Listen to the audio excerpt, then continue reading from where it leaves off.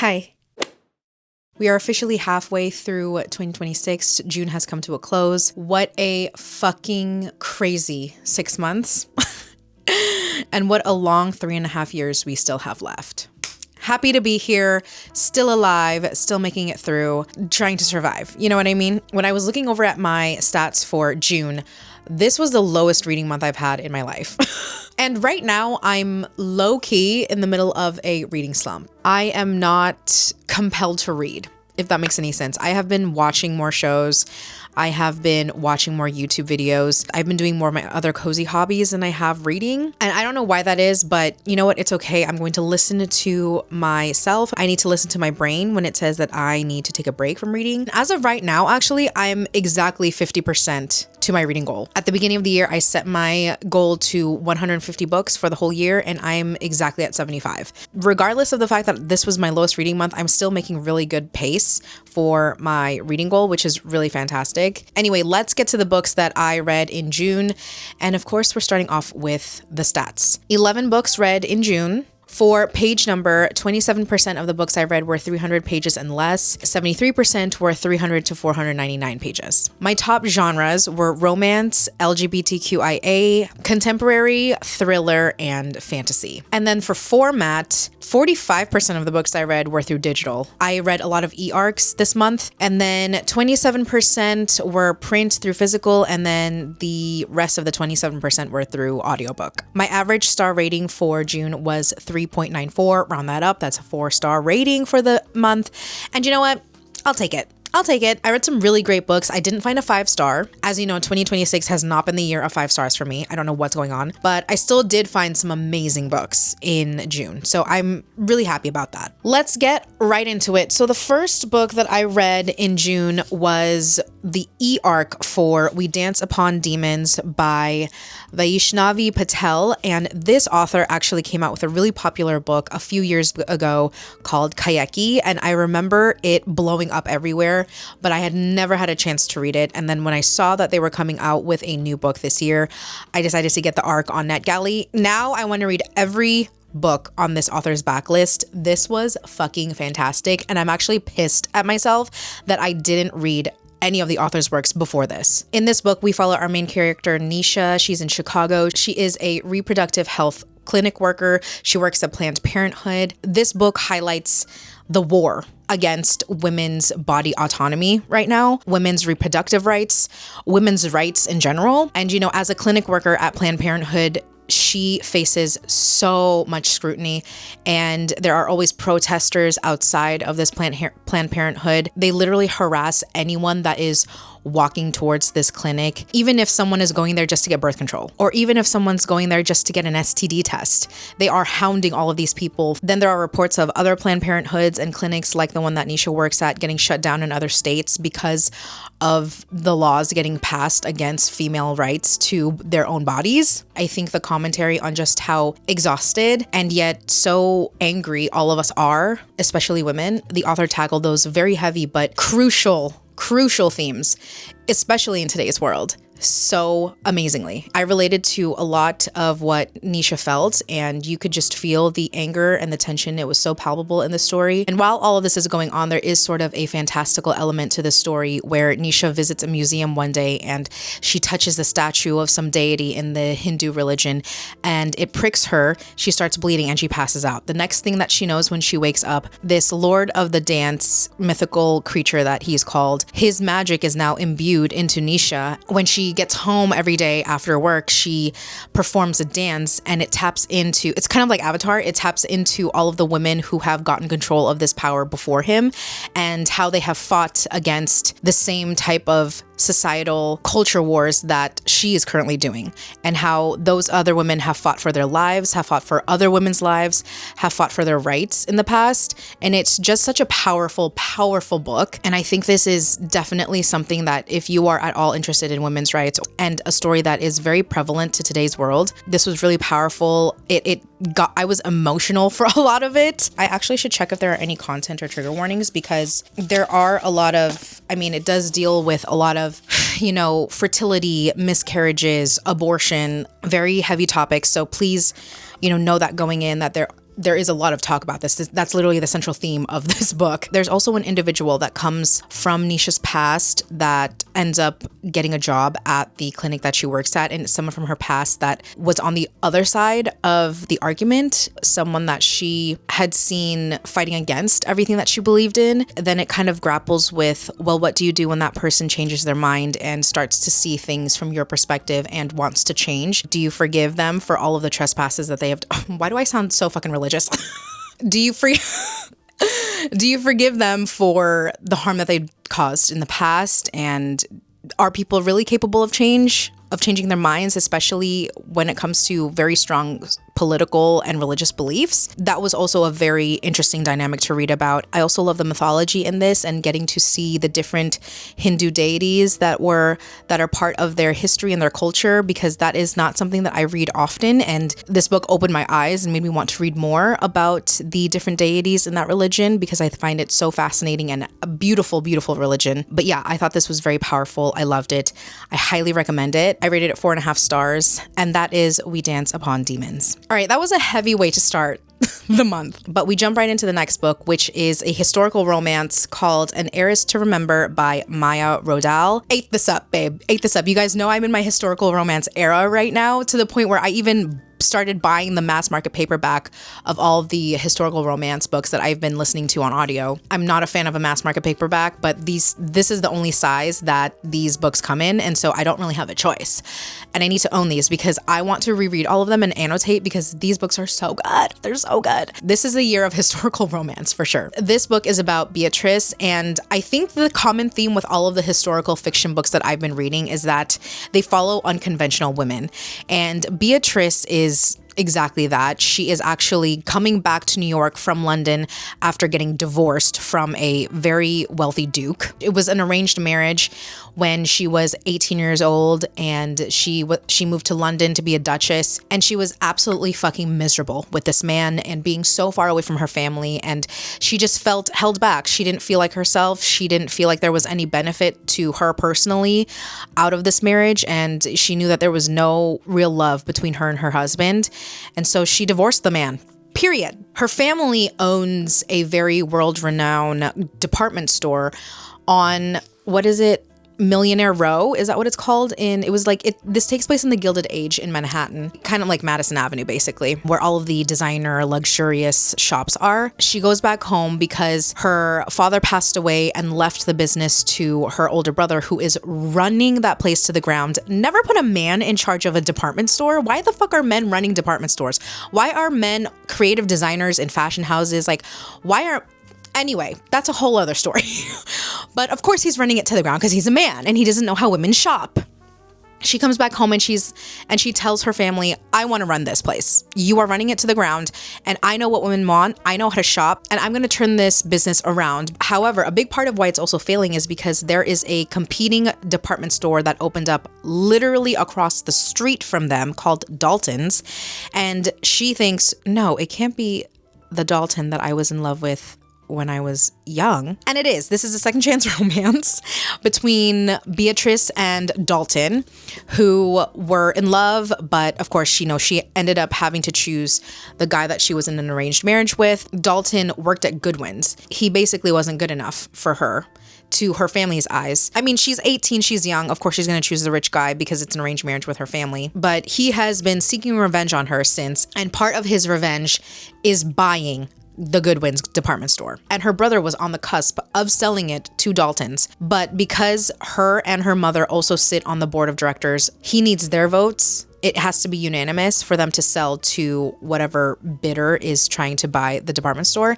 And she's like, I'm not going to vote for you to sell this. I'm going to do what I can to turn the store around and make it how it used to be when we were young, in its glory days. Now her and Dalton are fighting nail and tooth to sort of win Manhattan over and come up with the best business strategies, get the best designers in their store, get the most over-the-top displays and merchandising in their store to bring customers in. And as someone who has worked retail my entire career, I absolutely loved this, okay? And I've worked in department stores my whole life too. So I was eating it up. I just know department stores back in that age were extravagant. They were beautiful, they were stunning, they were gorgeous. And the descriptions of just how elegant and luxurious everything was, I fucking loved it. And then of course I love the tension that was brewing between Beatrice and Dalton. The second chance rivals to lovers. Ate it up.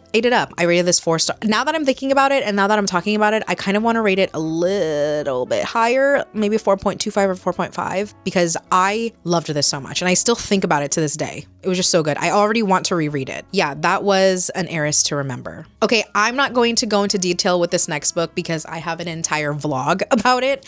But for the summer, I started a new summer reading vlog series where I'm rereading all of my old childhood favorite books, some set in summer, some that I just want to read for summer. And in that first vlog, which I will link down below if you haven't watched it, I read A Novel Idea by Amy Friedman, and damn, a time was had. A time was had with this one for sure.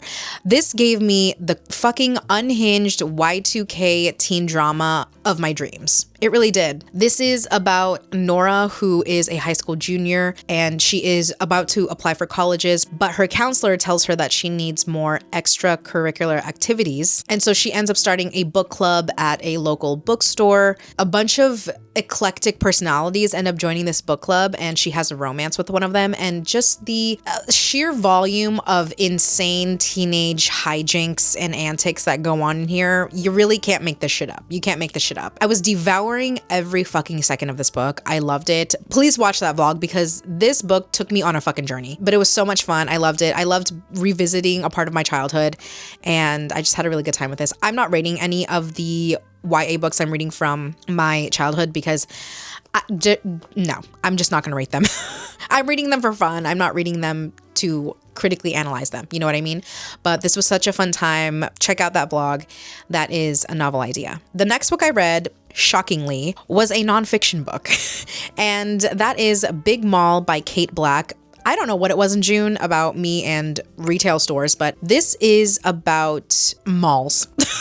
This is a love letter to malls. It's kind of twofold. It goes over the history of malls and the cultural impact that malls had on us as a society, the way that mall culture used to be back in the day, back in the 80s, the 90s, the early 2000s. Malls weren't just a place to go shopping. They were a place for a community. They were a place for socializing. A lot of us millennials and older generations have some of our best memories at malls. You had everything. You had food, you had amusement, you had shopping. There are large fountains where people kind of just chill and relax, and some really, really big malls. Like this talked about one of the biggest malls in the world at the time, which was in Canada.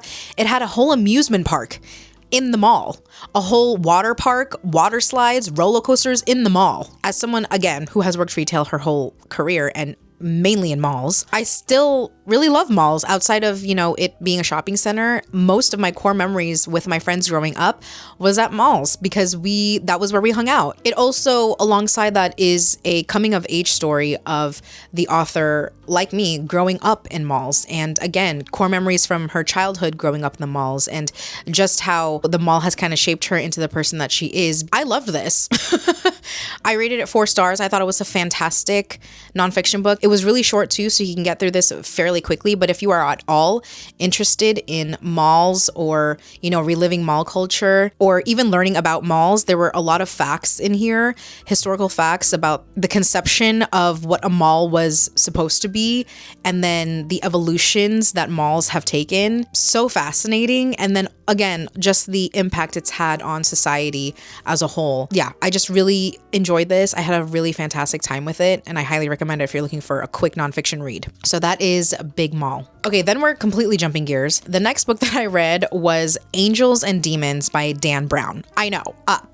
When I tell people my reading taste is anything and everything, and it's truly eclectic, I mean it. Here's the thing about me. I am interested and find so fascinating anything that has to do with conspiracy theories, cults, religion, even science, and all of that was in here. This is about Robert Langdon, and he's a professor at Harvard, I believe, on symbols. He gets a call from a scientist at a very prestigious research center in Switzerland, and he has no idea why he's going there, but they send a private jet to come and pick him up, and he's like, okay, what the hell is going on?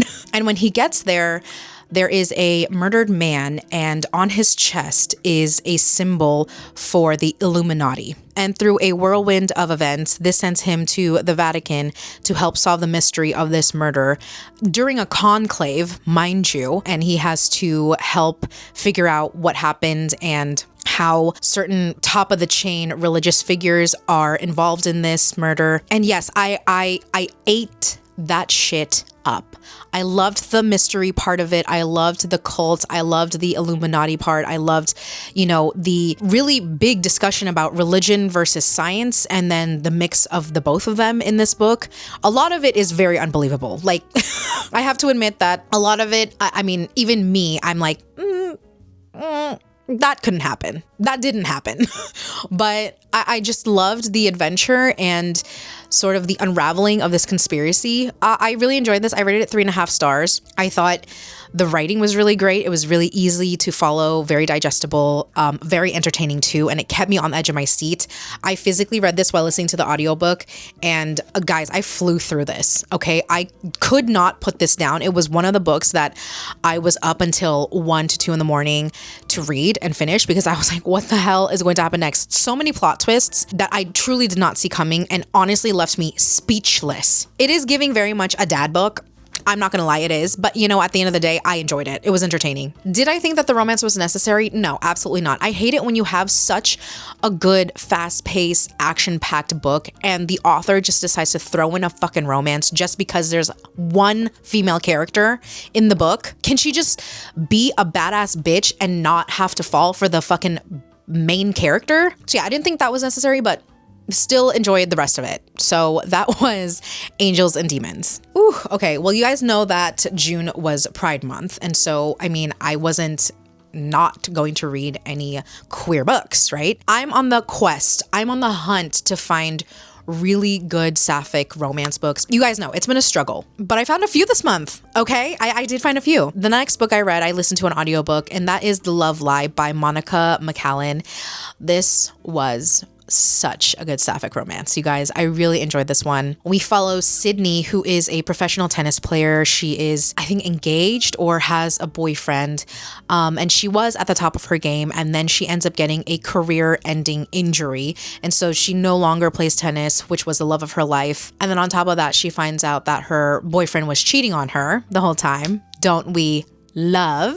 So she goes back home to her small town in Massachusetts and ends up moving in with her best friend at the inn that her best friend's family runs. And her cheating boyfriend actually also comes from that same small town, and it turns out that he is now getting married. Yeah, and it's the talk of the town. It's the biggest event of the social season in their small town because he actually comes from a very wealthy family. His family owns a huge hotel chain, and then her ex-boyfriend's sister comes into the inn because she purchases it from her best friend's family. So now we have Reese, who, like I said, her brother cheated on Sydney, and she is now in charge of running the inn that Sydney and her best friend live at. Through a certain circumstance, her ex-boyfriend, I don't even remember this man's name, he ends up walking in on them in close proximity together and thinks that they're now dating. Sydney is like, okay, well, yeah, we are dating. We're dating, babe. I'm now dating your sister. I fucking conic. So this is a ex-boyfriend's sister fake dating trope. I'm not a fan of fake dating, but in this case, babe, when it's to get revenge on your ex-boyfriend who cheated on you, go for it. Do it. That is one of the only circumstances I believe in fake dating. And then, of course, they end up falling in love. Ugh, this was good. This was good. The two of them obviously have like a physical attraction towards each other, but that's her ex-boyfriend's sister. There are a lot of complicated emotions and feelings involved, but they sorted out, and I really loved it. I ate this shit up. It was so good. So good. So yeah, I rated this one 4 stars. If you're looking for a fun fake dating ex-boyfriend's sister romance, please check this out. That is The Love Lie. Next, I read the e-arc of Take Me With You by Stephen Rowley, and he is the author of The Celebrants, which I really, really, really loved. And when I saw that he was coming out with a new book, I was like, oh my God, I know that I love that author's writing. I have to get the arc. This book was, to put it plainly, weird, but it still had the signature Stephen Rowley humor, very punchline and sarcastic humor. I absolutely love the humor in his books. It's definitely up my alley with the kind of humor that he has. But this one was it was interesting. It was interesting. So the premise of this book is you have these 2 husbands, the first being Jesse. Him and his husband, Norman, moved to Arizona in the middle of the desert, right? One night, Jesse wakes up and Norman is not in bed with him. So he gets up and tries to find him, and he sees Norman in their backyard with a huge bright light shining down and some sort of machine above Norman. Aliens. I mean, like, there's only one explanation for that, right? He sees Norman being literally lifted and taken up, and he runs after him, and Norman looks back at him and says, "I'm sorry." And he ends up leaving. Norman is gone for a year. A majority of this book is Jesse dealing with the aftermath of this. He doesn't report Norman missing because if he did, he would sound like an absolute lunatic, but he does still have to grapple with this huge loss. And so a lot of it is Jesse dealing with this grief and this loss and this mourning, but not really being able to fully form a coherent explanation as to why or if Norman is even coming back. And then he starts to think, was his marriage even really healthy? Was it a good marriage? Did they even know each other? And was there something lacking in their marriage that caused Norman to decide to get taken by aliens instead of staying on Earth with his husband? There was still a lot of heart in this exploration of the characters in this book. And I will say, Stephen Rowley knows how to write messy ass characters. These characters are making the wildest decisions and they are doing the craziest things, but you know it's just because they're just trying to survive, you know, and they're still so endearing and you can't help but watch the train wreck happen, you know, and still root for them. And in the end, besides the characters and the story, there was something missing that would have made me love this book the way that I loved The Celebrants. And I don't really even know what that is. But for me personally, it just felt like there was something missing there that could have taken this book further and it could have made it more impactful for me. But I still enjoyed it. I rated it 3 stars. Not a bad book by any means. It just like wasn't what I was really expecting, and I also kind of wanted more from it, but it was still a great book. And you know, if any of that interests you, I recommend it. There were some plot twists in the end that I was like, what the fuck is happening? And for what it's worth, we do get a pretty happy ending for the characters. So, you know, there's that. There was a saving grace for it at the end of the book.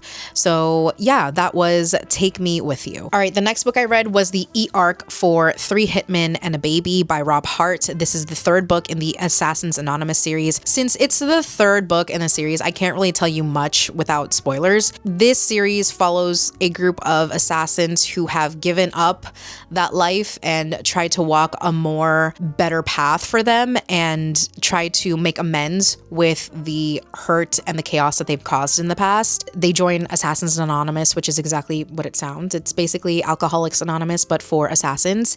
And they form such a sweet and chaotic found family.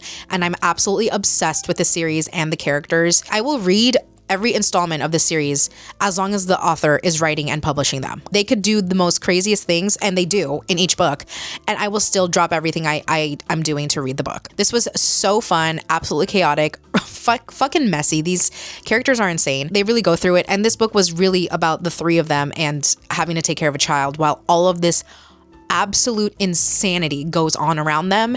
And to see 3 former badass assassins be in charge of a child, it was so fucking hilarious, okay? But I really enjoyed this. I rated it 4 stars. It was such a fun installment into the series. And like I said, I love this series so much. And if you're looking for a really fun, action-packed sort of thriller series, I highly recommend this because it's also comedic. There are a lot of comedic moments, comedic timing, and it's really fun and fast-paced, and I enjoyed it. Yeah, that was 3 Men and a Baby. 3 Men and a Baby, 3 Hitmen and a Baby. My bad. All right, the next book that I read was another e-arc. I was reading a lot of arcs this month, guys. That was the e-arc for The Love Liability by my one and only queen, Diana Elliott Graham. You guys know, if you watched my January wrap up, I read 6 Morning Kisses by this author. I sobbed for 50 pages straight reading that. She is the queen of rom-trom, all right, romantic trauma. But this is her first rom-com, her real rom-com. This was truly a romantic comedy, okay? Our female main character is Louisa. She is a narrator for audiobooks, which is iconic. And she moves into this new apartment complex, and she just so happens to move right next door to Hudson, who is our male main character. And when they first meet, it's absolute chaos. They bump into each other. She spills coffee all over his suit. He is an attorney, very serious, very prim, very proper, and she's very manic pixie dream girl, right? Unbeknownst to him, she is actually on a visa from Canada in the States, and she is very manic pixie dream girl in the sense that she ignores all types of responsibility and then picks up her mail for the first time in months and realizes that she's been getting tons and tons and tons of letters from immigration because her visa is up and basically she's about to get deported. And so she goes to the only person who she knows that's anywhere near a lawyer, and that's Hudson, and asks him for help. And there are a few choices of what she can do, but the most logical one is obviously to get married. So this is a marriage of convenience. Yes, it is. It is Grumpy Sunshine, and oh my God, this was Grumpy Sunshine. And the thing about Diana's writing is it's so eloquent, and she has the best metaphors, the best imagery, the best descriptions, and I absolutely love them. This one I felt in this book, however, she could go on a tangent for a really long time, and this was, I think, longer than it needed to be. I feel like it could have been condensed down a little bit, but I still loved it nonetheless. And when I tell you slow burn, yearning, babe. Yeah. I really enjoyed this. I rated this 4 stars, and this was such a fantastic book. So that was The Love Liability. The next book that I read in June was another audiobook, and we have one of the best sapphic romances I've read in my life, and I almost want to rate this a 5-star. Now that I'm thinking back on it, maybe do I bump it up to a 5? I don't know, we'll see. But that book is Like First Love, again, by J.J. Arias. And I loved it so much that, yeah, I had to go get the physical copy. Highly recommend the audiobook, though. The audiobook was phenomenal. The narrators, they know what they were doing, babe. They knew what they were doing. And this book is about Tori and Mia, who were childhood best friends. They kind of jump between the past and the present of how they were in the past as friends, and then now in the present when, you know, some time has passed and they kind of drifted apart and now they're back together again. And in the past when they were best friends, babe, the way that these two were so gay for each other. Tori had always known that she had feelings for Mia, but Mia was straight. You know what I mean? Mia was dating boys and she was always around boys. She ends up even getting married to a man. But when you go into their flashbacks, babe, the way that they would be hanging out and then they would have sleepovers, the way friends do, they would fall asleep and Mia's hand would be underneath Tori's shirt because they're like spooning each other. And I'm like, gay. I have... Girl. What do you mean you're falling asleep with your hand underneath your best friend's shirt? Okay. Anyway, so like I said, they're best friends in the past, and then Mia is now getting divorced. And on top of that, her mom recently passed away. Tori is a real estate broker. Now that Mia's mom has passed away, she has to sort all of her mom's affairs back in their hometown, or back in Miami, which is where Tori lives. That's where they're from. So Mia comes back and goes to Tori after they haven't seen or spoken to each other in years, and asks for help sorting through all of the stuff from her mom's estates and everything. So now they're back in each other's lives, and they reconnect and kind of discuss and unpack why they drifted apart so much. And it really was because, you know, Tori pushed Mia away because Tori knew that Mia was straight. She was never ever going to fall in love with Tori the way that Tori was absolutely obsessed and completely in love with this girl since they were kids, okay? And Mia, now that she has Tori back in her life, is discovering that maybe all of these feelings that she has for Tori that she has never felt for anyone else, doesn't feel for anyone else, might be more than just friendship, might be more than what best friends feel for their best friends. The emotion and the angst in this, the back and forth, oh my God. Mia is also dealing with so many personal issues too that she had gone through. Holy fuck, this was so fucking fucking emotional and it pulled at my heartstrings. And the way that these two came together and were there for each other and such ride or dies for each other, like it was them till the end. It was so fucking good. So fucking good. Okay, my camera died and also the storage in my mic filled up. So I don't even remember what I last said. But what I did forget to say about The Love Lie that I also want to say about Like First Love again is that in both of the books, each of the main characters, they were so supportive of each other. True unconditional love. They were ride or dies. All they wanted to do was make each other happy. And I did rate it 4.5 stars. Again, this was one of the best sapphic romances I've read thus far. And I loved it so much. I had to get the physical copy. It was so fucking good. So if you're looking for a sapphic romance, I highly recommend this one. I loved it so much. That is Like First Love again. Okay, the last book that I read for June was another e-arc. I was trying to get to as many arcs as I could because a lot of them have already released. I ended up reading these after they were published already. But the last one I read was Hopeless Necromantic by Shiloh Breyer. This, I've been seeing people describe it as romantasy. This is not a romantasy. This actually reminded me more of T. Kingfisher's fantasy romance because it does have such a rich world and a lot more focus on the characters and their individual stories. And then, you know, there's dynamics and relationships together than the romance. The romance, number one, super slow burn, so slow burn, barely anything happens, and definitely more of a subplot than it is in the forefront of the story. I actually personally think that this didn't even need to have a romance. I actually didn't really like the romance. I didn't think that these just because it's a female main character and a male main character, there needs to be a romance. I think that this couple actually worked better platonically as friends, and I really appreciated their friendship with each other than the romance that was supposedly building. I don't know. I didn't see it. I saw their connection more platonically, and I didn't really believe the chemistry that the author was trying to give us romantically. I felt like they worked better as friends than a romance. But I'm getting ahead of myself. I didn't even tell you what this book is about. Apparently, this is the first book in the Cat's Eye Chronicles. I didn't realize it was a series, but I'm not going to continue on with the series. Not that this was a bad book. I think I rated it 3.5 stars. We follow our male main character, who is Sicrius. He goes by Cat's Eye. He is the necromancer. Well, he was the necromancer to the queen. He had a wife. He had a beautiful life and everything. But something happened in his past. Something very tragic happened in his past. And now his wife has passed away. His brother-in-law is a skeleton that he raised from the dead and just follows him around, and he's sort of keeping him around because he doesn't really have anyone left. He is wanted for tax evasion because he has a business of raising people from the dead, and his ex-best friend, his name is Vesic. He has started a war and slaughtered a ton of the queen's people with a army of the dead, and now the queen is tasking him with killing Vesic, who again used to be his best friend. There is a lot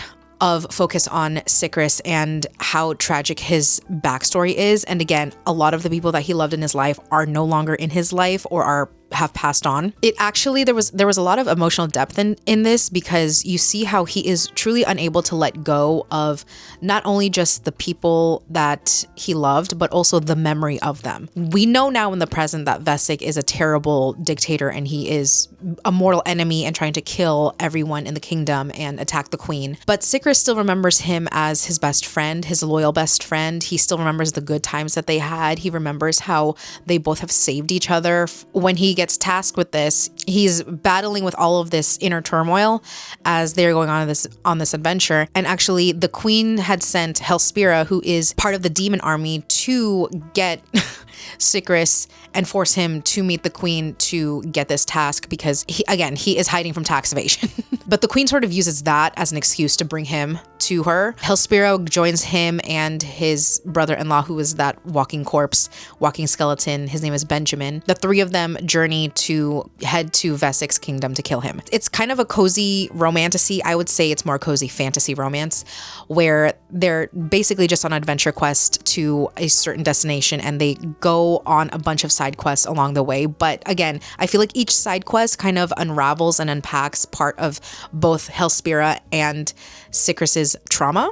The both of them kind of, help each other heal. And again, I loved the platonic friendship that these two built because it was such a sweet and endearing connection that they had. And I feel like it got ruined with all of this romance. Like anytime that they were having a deep conversation, when they were truly connecting emotionally and talking about their trauma and, trying to understand each other, there would be moments where the author would throw in the fact that Hespera thought Sicris was hot or vice versa. And I'm just like, I actually really did enjoy the world, and I enjoyed the fun adventures and side quests that they went on. It actually had a very emotional ending to this first book in terms of coming to terms with that grief and accepting and letting go. Oh my God, I was like low-key like tearing up just a little bit. I did really enjoy it. I rated it 3.5 stars. If you are looking for a cozy fantasy romance with a lot of adventure and fun side quests and a very interesting world, I highly recommend this one. I actually feel like I would have loved this a lot more had I read it during fall season. If I read it during the cozy fantasy season, I feel like I maybe would have enjoyed it more, because there were times where I felt myself forcing myself to get through this. Yeah, I did. If you are going to pick this up, maybe pick it up closer to spooky season when you are in that cozy fantasy, cozy romantasy mood, because it definitely does give the vibes of that rather than reading it during the hottest time of the year. Like I did. I still enjoyed it, but I do recommend this book, but read it during the fall, because that's when I feel like this book would be at its peak. So yeah, that was Hopeless Necromantic. Those are all of the books that I read in June. A really eclectic month, but I feel like all my months are like that. I read a little bit of everything if it isn't obvious to you guys. Let me know what you guys have read and loved in June. I am in a reading slump, so any recommendations that you can give me, please, please, please. I could use some. That is all I have for you guys today. Thank you guys so much for watching. I hope you enjoyed this video, and I'll see you in the next one. Bye.